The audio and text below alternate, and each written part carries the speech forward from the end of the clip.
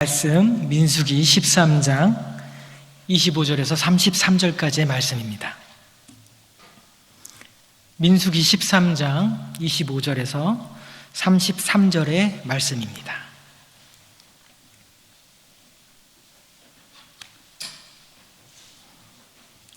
함께 소리 높여서 합독하도록 하겠습니다. 25절입니다. 시작.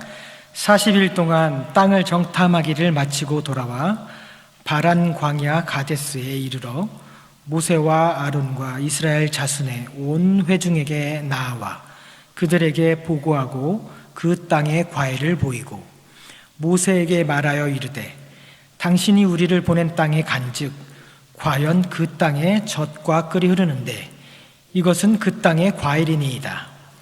그러나 그 땅 거주민은 강하고 성읍은 견고하고 힘이 클 뿐 아니라 거기서 아낙 자손을 보았으며 아말렉인은 남방 땅에 거주하고 헤딘과 여부스인과 아모리인은 산지에 거주하고 가나안인은 해변과 요던가에 거주하더이다. 갈렙이 모세 앞에서 백성을 조용하게 하고 이르러 우리가 곧 올라가서 그 땅을 취하자 능히 이기리라 하나 그와 함께 올라갔던 사람들은 이르되 우리는 능히 올라가서 그 백성을 치지 못하리라. 그들은 우리보다 강하니라 하고 이스라엘 자손 앞에서 그 정탐한 땅을 악평하여 이르되 우리가 두루 다니며 정탐한 땅은 그 거주민을 삼키는 땅이요 거기서 본 모든 백성은 심장이 장대한 자들이며 거기서 네피림 후손인 아낙 자손의 거인들을 보았나니 우리는 스스로 보기에도 메뚜기 같으니 그들이 보기에도 그와 같을 것이니라. 아멘. 함께 기도하겠습니다. 하나님, 다시 한번 하나님 말씀 앞에 섭니다. 전하는 자나 듣는 자나 하나님 말씀 앞에 숨길 것 없이 하나님 말씀 앞에 거울 앞에 서는 것처럼 바라보게 하시고 듣게 하시고 시간 살아계신 하나님의 음성이 여기에 있는 모든 회중 가운데 들려지는 시간이 될 수 있도록 하나님 역사해 주시옵소서. 주님의 은혜만을 간절히 바라옵나이다. 예수님의 이름으로 기도합니다. 아멘.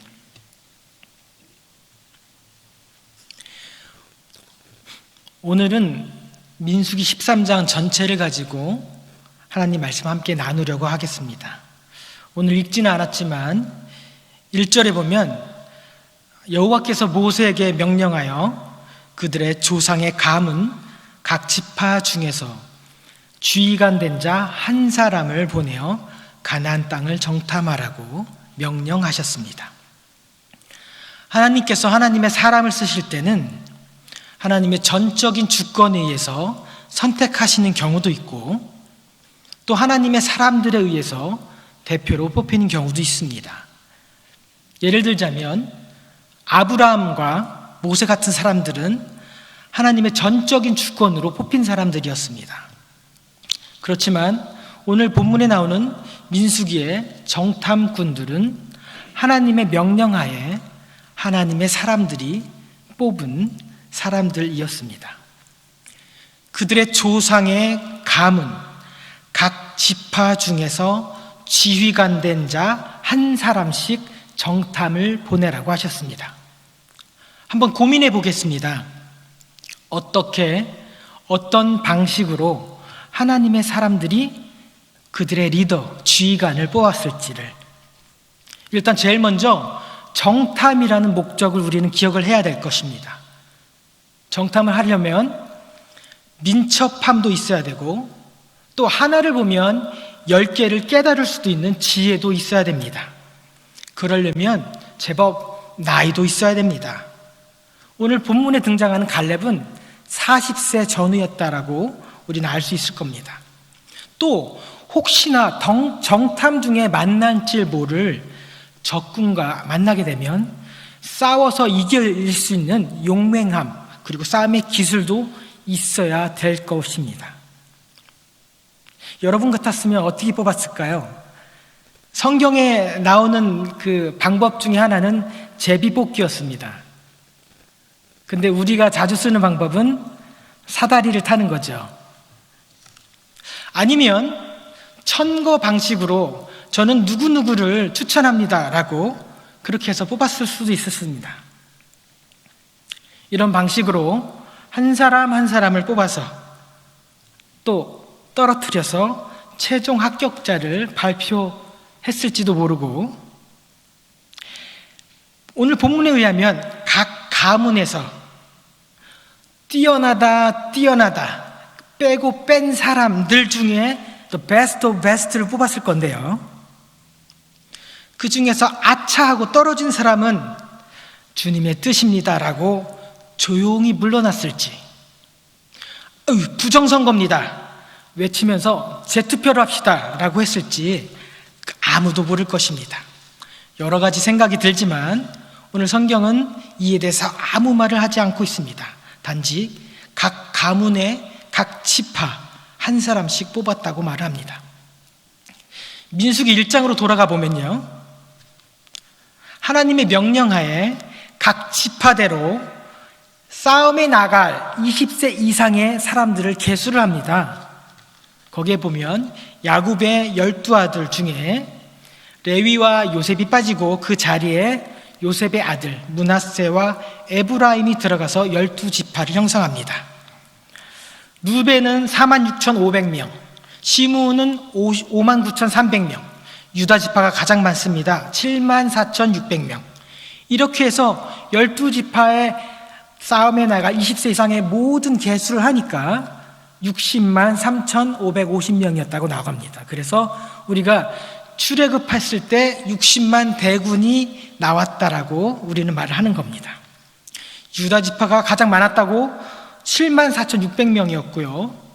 므낫세 지파가 가장 적은 3만 2,200명이었습니다. 사실 레위 지파가 가장 적습니다. 2만 2,002명이었는데 레위 지파는 계수에서 빠지게 됩니다. 궁금하신 분은 성경을 읽어보시면 됩니다. 2배가 더 많았던 유다 지파에서도 1명, 그리고 가장 작았던 가장 소수였던 므낫세 지파에서도 1명, 공평하게 뽑으라고 하나님께서 말씀하셨습니다. 많든 적든 1명입니다. 여기서 우리는 하나님의 시선을 읽을 수 있어야 됩니다. 하나님의 시선에는 공동체가 많든 크든 구별하지 않는다는 것입니다. 숫자가 많다고 2명을 뽑으라 하지 않고 적다고 반명만 뽑으라 하지 않았습니다. 한 공동체로서 하나님이 그 공동체에게 맡기신 그 사명을 얼마나 믿음으로 잘 감당하는가가 중요한 것입니다. 그것이 바로 하나님의 시선인 것입니다. 분명히 큰 공동체가 감당해야 될 사역이 따로 있고, 또 중간에 사이즈 공동체, 그리고 작은 공동체가 감당해야 될 사역이 분명 따로 있는 것입니다. 중요한 것은 각 공동체에게 맡겨주신 해야 될 그 사명을 얼마나 잘 감당하는가, 공동체를 구성하는 그 한 사람 한 사람이 각자의 자리에서 각자의 몫을 얼마나 잘 감당해 나가는가가 중요하다는 것입니다. 우리 웨슬리 교회도요, 다른 교회가 할 수 없는, 하나님께서 우리 웨슬리 교회에만이 주신 그 사명이 있는 줄 압니다. 그 사명을 여기 있는 한 사람 한 사람이 각자의 자리에서 기도하며 믿음을 붙들고 잘 감당해 나가는 아름다운 공동체가 되기를 간절히 부탁드립니다. 본문을 계속 읽어 나가다 보면요, 17절에서 20절까지 제가 읽어드리도록 하겠습니다. 모세가 가나안 땅을 정탐하러 그들을 보내며 이르되 너희는 네겝 길로 행하여 산지로 올라가라 라고 말씀하셨습니다. 모세는 가나안 땅을 가본 적이 없습니다. 본 적도 없습니다. 근데 어떻게 이렇게 해서 네겝 길로 산길로 올라가라고 할 수 있었을까요? 가보지도 않았던 땅을 마치 GPS로 맵을 보는 것처럼 정확하게 이렇게 올라가라고 명령을 하고 있습니다. 어떻게 이런 일이 가능했을까요? 성막 위에 구름이 오르면 이스라엘 자손은 행진하고 구름이 머무는 곳에 이스라엘 자손은 진을 쳤다라고 우리는 익히 알고 있습니다. 주님이 가라면 갔고 멈추라면 멈췄고, 그렇게 1년 2년 주님의 뜻에 따라 이스라엘 민족은 순종하며 나갔습니다. 다른 것은 몰라도요, 적어도 어디로 가야 될지, 언제 가는지, 언제 멈추는지에 대해서는 하나님이 구름 기둥을 통하여서 정확하게 말씀하시는 대로 순종하며 나갔던 이스라엘 백성이었습니다.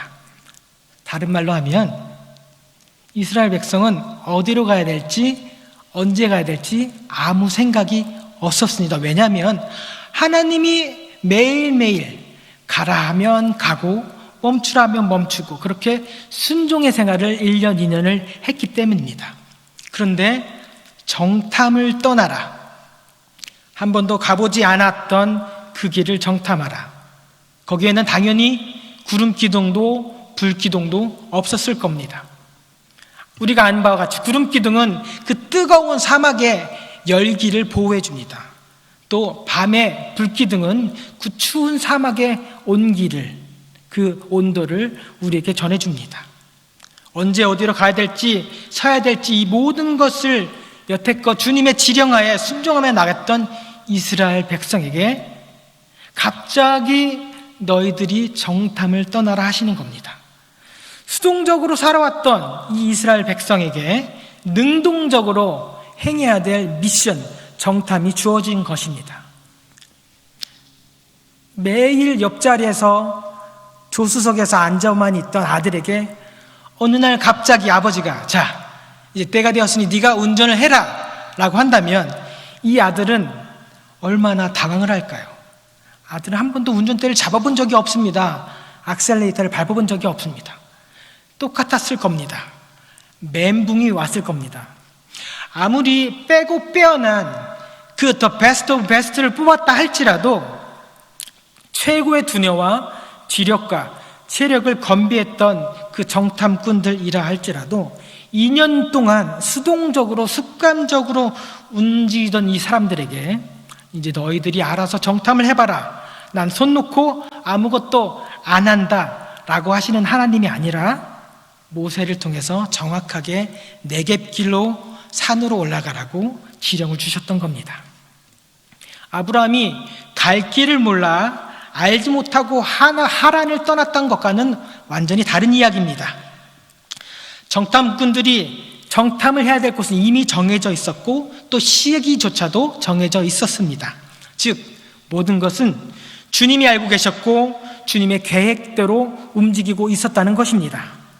20절에 보면요, 토지가 비옥한지 메마른지 나무가 있는지 없는지를 탐지하라, 담대하라. 또 그 땅에 실과를 가져오라 하니 그때는 포도가 처음 익을 즈음이었더라.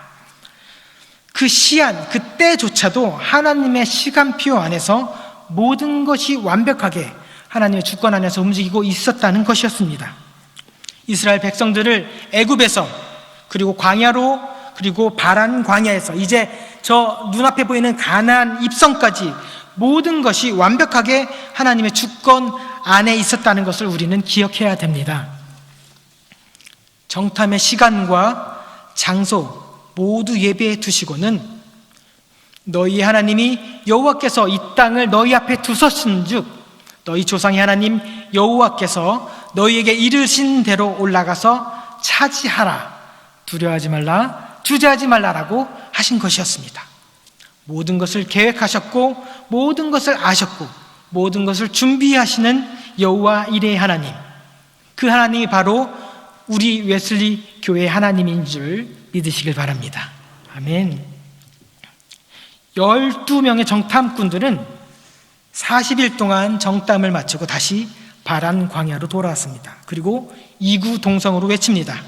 그 땅은 젖과 꿀이 흐르는 땅이었다고. 그러나 그 땅 거주민은 강하고 성읍은 견고하고 힘이 클 뿐 아니라 거기서 아낙 자손까지 보았다고 말했습니다. 10명의 정탐꾼들은 좋은 땅은 확실한데 거기에 사는 거주민들은 너무 강하고 견고하다라고 말했습니다.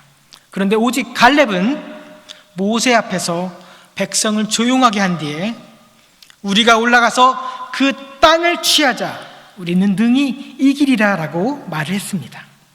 자, 10명의 나머지 사람들은 우리는 그 백성을 치지 못하리라, 그리고 갈렙은 우리는 그 땅을 차지할 수 있다.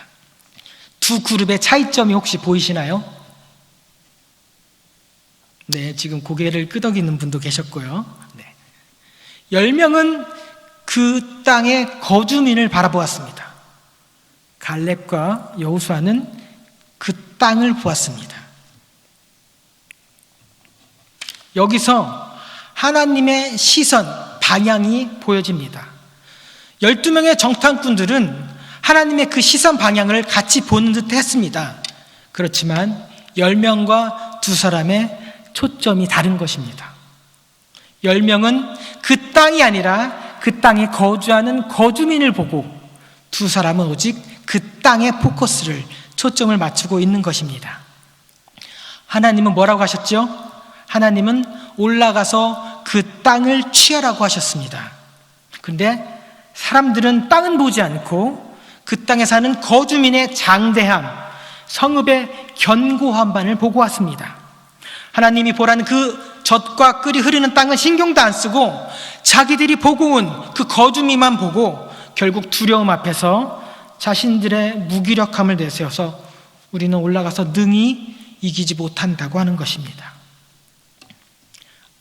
우리가 알다시피 저 한 지역에 젖과 꿀이 흐르는 땅이 있다라고 치면 그 땅을 사람들이 그대로 내버려 둘 리가 없겠지요. 당연히 여러 사람들이 몰려왔을 테고 거기서 싸우고 이기고 쟁취하고 결국 최강의 강자, 즉 신장이 장대했던 네피림의 후손 아낙 자손의 거인들이 그 땅을 차지했을 겁니다.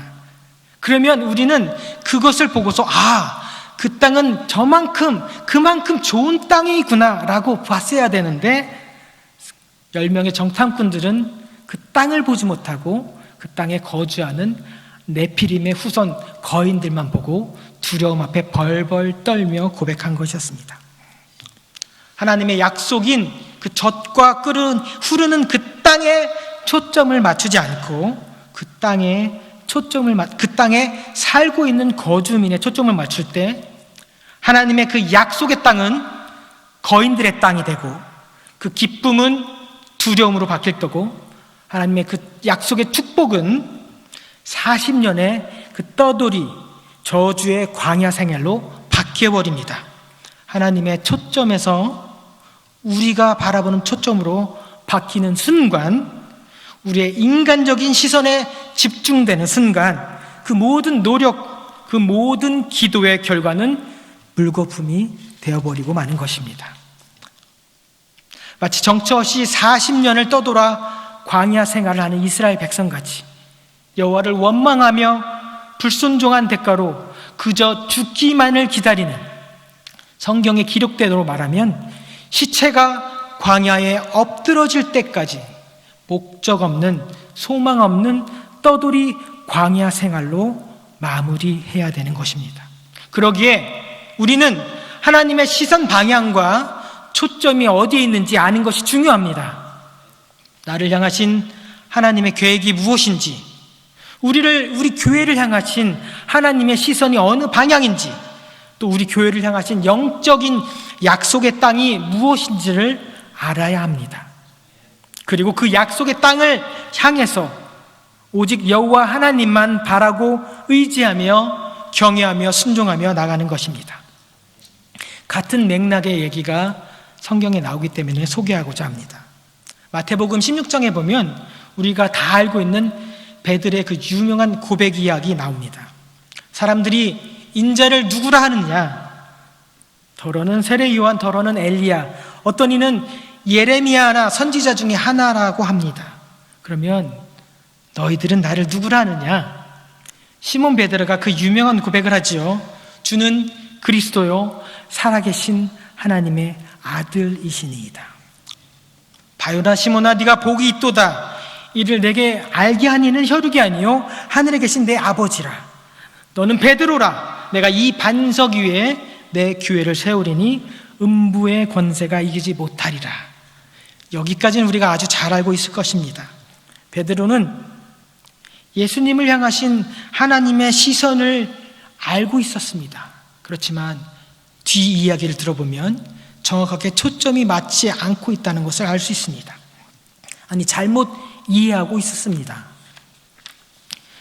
주님께서 예루살렘에서 장로들과 대제사장과 서기관들과 바리새인들에게 많은 고난을 받고 죽임을 당하고 제3일에 일어나실 것을, 살아날 것을 알리시니 베드로는 이렇게 항변했습니다. 예수님, 그리 마옵소서. 이 일이 결코 주께 미치지 아니하리이다. 열심을, 자기 예수님에 대한 열심을 베드로는 표현했습니다. 그렇지만 베드로의 초점은 거기에 있지 않았습니다. 베드로는 예수님을 그저 이스라엘 민족의 로마군으로부터 억압받고 있는 이스라엘 민족의 해방자로, 작은 민족의 구원자로만 이해하고 초점을 맞추고 있었습니다. 하나님의 아들입니다라는 고백을 했음에도 불구하고 더 큰 하나님의 그 구원의 계획, 로마의 압제로부터 구하는 것이 아니라 우리의 진짜 죄, 우리에게 필요한, 우리 인생에게 필요한 죄와 사망에서 온 인류를 구원하고자 이 땅에 오신 그 예수님의 구원 계획을 알지 못했던 것입니다. 방향은 맞았지만 초점이 하나님의 구원 계획에 있지 아니하고 자기 민족의 구원 계획에 정체되어 있었던 것이었습니다. 예수님께서 뭐라 하셨죠? 사탄아, 뒤로 물러가라. 너는 나를 넘어지게 하는 자로다. 내가 하나님의 일을 생각하지 아니하고 도리어 사람의 일을 생각하는 도다. 초점이 하나님의 일이 있지 않냐고 사람, 자기 민족에 있었다는 것입니다. 하나님의 시선과 초점에서 벗어나 사람의 일, 자기 민족의 일만 생각하는 베드로는 바요나 시몬아 네가 복이 있도다 해서 사탄아 너는 나를 넘어지게 하는 자로다. 내 뒤로 물러가라. 성경에서 가장 쓰디쓴 쓴소리를 예수님으로부터 들어야 했습니다. 하나님의 일을 생각하지 않냐고 사람의 일을, 사람의 시선에 초점을 맞추는 경우에 그 아름다운 그 축복, 바요나 시몬아 내가 복이 있도다, 그 평생의 축복을 평생 들어서는 안 될 저주로 순식간에 바꿔버린 것이 바로 시선을 하나님의 일에서 사람의 일로 바꿔버리는 순간 듣게 되는 것입니다. 그렇기에 우리는 하나님의 시선과 초점에 우리의 인생을, 우리의 교회의 목표를 걸어야 합니다. 그러기 위해서는 자세를 바꿔야 됩니다. 생각을 바꿔야 됩니다. 하나님께서 약속하신 그 땅을 향해서 담대하게 나아가라 하시면 그 땅을 향해서 순종하며 나아가면 되는 것입니다. 그 땅의 주변에 있는 거주민과 과실과 이런 거에 마음을 빼앗기면 안 됩니다. 그 땅의 장대한 거주민을 보고 두려워하면 안 됩니다. 디모데후서 1장 17절 하나님이 우리에게 주신 것은 두려워하는 마음이 아니요 오직 능력과 사랑과 근신하는 마음이라고 고백하였습니다. 두려워하는 마음은 하나님께서 주신 마음이 아닙니다. 오직 우리의 능력이 되시고 우리를 사랑하시며 우리에게 복을 허락해 주실 하나님의 그 시선에 초점을 맞추면 되는 것입니다. 이제 우리 웨슬리 교회는 우리 교회 스스로의 상태를 돌아보아야 합니다. 아직 우리 교회 안에는 아직 이루지 못한 하나님의 계획, 놀라운 계획이 있을 줄 압니다. 스스로를 돌아보고 우리의 능력이 되시며 우리를 끝까지 사랑해 주시는 그 하나님의 시선과 초점을 향해 모든 성도들이 하나가 되어서 함께 합력하여 선을 이루어 하나님이 기뻐하시는 웨슬리 교회가 되시기를 전심으로 소망합니다. 아멘. 함께 기도하시겠습니다. 하나님의 시선에서, 하나님의 초점에서 벗어나서 인간적인 일, 개인적인 일, 우리 교회만 원하는 일을 생각하지 않게 도와주시옵소서.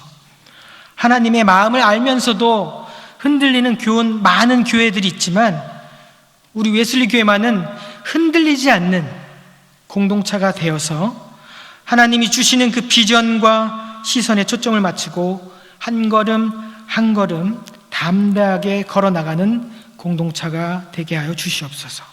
예수님의 이름으로 기도합니다. 아멘.